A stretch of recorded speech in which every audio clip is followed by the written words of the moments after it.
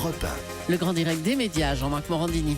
C'est une chaîne qu'il a connue à ses tout débuts en 1984. Demain soir à 20h55, Dominique Farrugia fera son grand retour sur Canal. L'ancien nul présentera la très grosse émission, un show exceptionnel placé sous le signe de l'humour avec de nombreux invités. Une co-présentation en fait avec Cyril Hanouna. Il est avec nous ce matin. Bonjour Dominique Farrugia. Bonjour, comment ça va ? Très bien, merci beaucoup d'être avec nous ce matin sur Europe 1. D'abord, quel sentiment ça fait de revenir sur Canal ?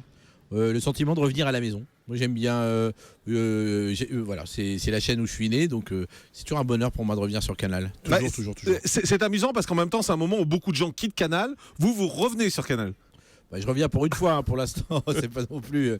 voilà, c'était rigolo de se lancer comme ça avec Cyril dans un one-shot et dans une émission spéciale où lui était, lorsqu'on faisait la grosse émission sur Comédie, était stagiaire et se retrouvait présentateur là avec moi, c'était plutôt rigolo. Moi, ce que j'ai pu voir de cette nouvelle grosse émission, c'est d'abord qu'il y a un budget incroyable parce que le studio est magnifique.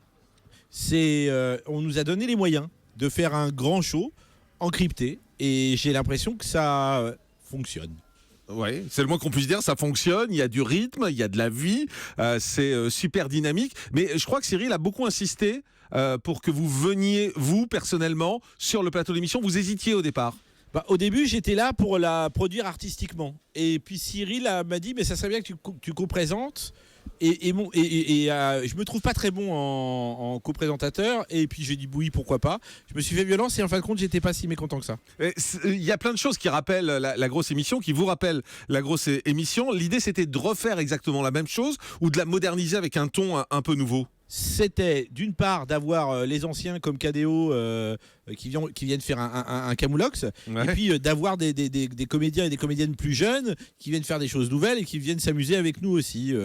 C'est le cas de Bérangère Krief. Donc c'était mélanger une garde un peu plus ancienne à une garde nouvelle. Cyril Hanouna dit qu'il avait beaucoup de pression avant de présenter cette émission. Il avait peur de vous décevoir. C'est très gentil de sa part, mais ce garçon est un garçon adorable.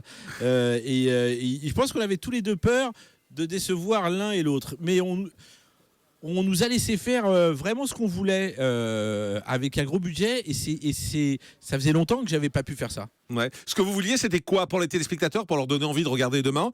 Comment vous définiriez ce qu'on va voir ? Un mélange de fausses pubs comme ils ont pu connaître, de sketchs avec Cadet Olivier comme ils ont pu les connaître, et puis aussi de nouveautés, et un talk un peu spécial que moi j'aime bien, c'est-à-dire un talk un peu bizarre parfois, on va dire. Un peu bizarre, et moi qui étais grand fan à l'époque de la grosse émission, j'ai le sentiment qu'on est à l'opposé quand même, parce que la grosse émission, c'était quand même avec des petits moyens, c'était avec des bouts de ficelle, c'était dans un petit studio, et ça faisait presque son charme. Est-ce que vous n'avez pas eu à un moment peur que le fait d'avoir un gros budget, un gros studio, ça enlève ce côté un peu charme et amateur qu'avait la grosse émission ? C'est pour ça qu'on l'a appelé la très grosse émission. et si on l'appelait la très grosse émission, je voulais même qu'on me disait pourquoi, parce qu'on a du pognon. C'était le truc. Vous savez, quand on allait jusqu'au Shopee, vous qui regardiez la grosse émission, qui était à l'angle. Voilà, c'est parce que le câble n'allait pas plus loin. C'était ça, Comédie, et j'en étais le patron. Donc là, on avait des moyens, on a pu aller plus loin. J'ai pu amener des réalisateurs que j'aime, des auteurs que j'aime. On a mélangé beaucoup de genres, beaucoup de gens. Et je crois que ça donne un vrai spectacle en crypté qui a de la gueule et qu'on ne pourrait pas faire au clair. Quel est votre regard sur Cyril Hanouna ? Parce qu'on sent il a de vrais détracteurs dans la presse, des gens qui le descendent en permanence, il a des gens qui l'adorent. Vous êtes dans quel état d'esprit vis-à-vis de lui ? Vous trouvez qu'il amène quelque chose à la télé qui renouvelle un genre ? Moi, je trouve qu'il a un style très particulier, qu'il a des gens qui le regardent. Et moi, quand on me dit « Oh là là, ça m'embête », je dis aux gens « Mais changez de chaîne. C'est pas le service public. Il est sur D8, il fait des scores incroyables. Et moi, je m'amuse à le regarder. Je m'amuse beaucoup, beaucoup, beaucoup à le regarder. Je suis très proche de Cyril depuis très longtemps. J'ai travaillé avec lui. C'est un type qui a un don, c'est le boulot. Il bosse beaucoup, beaucoup. Alors oui, c'est vrai que ça ressemble pas à certains trucs de Canal, mais c'est sur D8 et c'est pas sur Canal. Et beaucoup disent, alors maintenant qu'il vient sur Canal et puisqu'il sera avec vous dans ce prime de ce soir, certains disent, ah oui, mais on est en train de tuer l'esprit Canal. Moi, je pense que l'esprit Canal, il a été tué le jour où on a fait Les Affaires sont les affaires. Donc voilà, arrêtons avec l'esprit Canal, faisons autre chose. Les affaires sont les affaires. Il y a peut-être beaucoup de téléspectateurs qui n'en souviennent pas. Hein. C'était un jeu qui était avec Fabrice, c'est ça, si ma mémoire est bonne. C'est Fabrice qui arrêtait des gens sur le Pont Neuf pour le demander. Non mais voilà, très honnêtement, quand la première grille de Canal a été lancée, ceux qui ont moins de 35 ans ne peuvent pas connaître, c'était très pointu. Antoine Decaune faisait de 17h à 19h que du rock, un truc très très pointu, et ça faisait pas d'audience. Et puis de là, on s'est aperçu que l'abonné de Canal, c'était un cinéphage qui aimait les spectacles populaires. Et de là, on s'est lancé vers quelque chose d'autre. Et les nuls sont arrivés, et on nous a donné carte blanche, et nulle part ailleurs, etc., etc. Ensuite, bien sûr, il peut y avoir le Grand Journal, mais le Grand Journal, encore une fois, c'est pas l'abonné. L'abonné est là pour les séries, est là pour le foot, est là pour les films, et est là aussi pour du divertissement de qualité. Mais l'esprit Canal, il existe aujourd'hui. Ce serait quoi l'esprit Canal en 2016 pour vous ? Pour moi, non mais vraiment sans plaisanter, je ne crois pas à l'esprit Canal. Ouais. Mais vous n'êtes pas le seul de Canal à dire ça. C'est drôle parce que c'est pas la première fois que j'entends ça dans la bouche de gens qui sont passés par Canal. Mais parce que c'est souvent un fantasme de journaliste que de dire l'esprit Canal, l'esprit Canal. Je sais pas ce qui est esprit Canal et ce qui est pas esprit Canal. Est-ce que moi, quand je dessine une bite sur une carte de France, c'est l'esprit Canal? Mais voilà. Pendant longtemps, l'esprit Canal, ça a été un peu un esprit bobo de gauche, quoi. J'en sais rien. Moi, je suis plutôt bourgeois, et on sait un peu où je vote maintenant. Donc, et puis la gauche, on sait plus où elle est non plus. Donc voilà. Oui, non, c'est vrai qu'on avait un sens de la dérision. Ouais. Ce sens de la dérision, on l'a un peu élevé en tant qu'étendard, et qu'aujourd'hui c'est un peu passé de mode et qu'il faut peut-être passer à autre chose. Ouais. Ça, c'est sûr. Et autre chose, donc c'est ce que va faire Vincent Bolloré du groupe Canal+, hein, c'est ce qu'il a expliqué, avec en particulier sans doute la disparition du clair dans la rentrée prochaine. Enfin, en tout cas, la disparition, on va dire qu'il va être réduit à la portion réduite, 1 heure ou 2 heures de clair sans doute. Il y a un peu de nostalgie quand même par rapport à ce qu'on peut appeler la grande époque Canal, de dire qu'aujourd'hui Canal est confronté à la responsabilité, est confronté au budget, est confronté aux problèmes économiques. Lorsque on présentait les nuls, l'émission en 90, 91, 91, 92, c'était encrypté.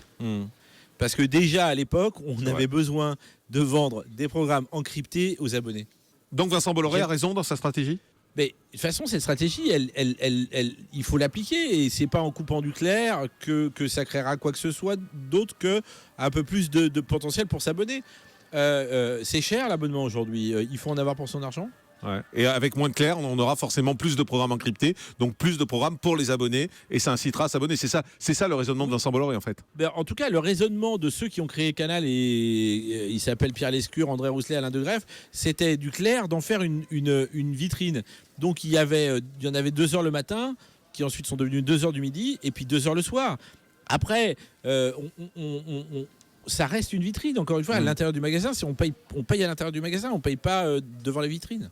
Et on précise d'ailleurs que demain soir, ce sera encrypté. L'émission, la très grosse émission, c'est encrypté. Donc voilà, c'est une raison de plus peut-être de s'abonner à Canal. Et c'est dans cette stratégie qui est développée actuellement. Il y a des départs en Syrie à Canal. Yann Barthès, Ali Badou, Maïté Nabiraban, Ophélie Meunier, Thomas Touroud, Margoton, David Ginola, Christophe Dugarry. Il y en a que vous allez regretter, ou vous êtes comme Thierry Ardisson qui disait il n'y en a pas un qui va me faire pleurer à part Yann Barthès. Moi, je regrette déjà Grégoire Margoton, et en même temps, je suis très heureux de l'entendre sur TF1 dans les grands matchs, parce que ça change d'autres présentateurs de foot. Pour moi, Grégoire est la meilleure voix du football français. Chacun choisit sa carrière. S'ils ont choisi de partir, et la plupart ont choisi de partir, c'est pour aller faire des choses ailleurs. Si Yann Barthès, dont j'adore l'émission, pense qu'il aura mieux à faire sur le groupe TF1 et sur TF1, c'est lui qui choisit. Mais vous pensez que c'est un bon choix ? Moi, je vais pas commenter les choix de gens que je ne connais pas, à part les voir à la télévision. Je continuerai à le regarder sur TMC. Ouais, et le grand journal qui touche à sa fin, là, visiblement, c'est bas, c'est très bas, moins de 400 000 téléspectateurs. Voilà, il y a une petite nostalgie quand même de la grande époque. Vous savez, j'ai été le directeur des programmes, puis le président-directeur général France de Canal à une époque où j'ai lancé l'Hyper Show. Donc ça marchait pas du tout. On a été obligé de l'arrêter en cours d'année, ce qui était atroce, et on aurait dû l'arrêter en fin d'année. Donc voilà, c'est des cycles, ça marche par cycle, ça repart. Rappelez-vous des débuts du Grand Journal, c'était un peu difficile. Et puis après, c'est reparti. Et le Grand Journal a vécu une très très belle époque. Et là, il va falloir repartir vers quelque chose de nouveau, c'est sûr.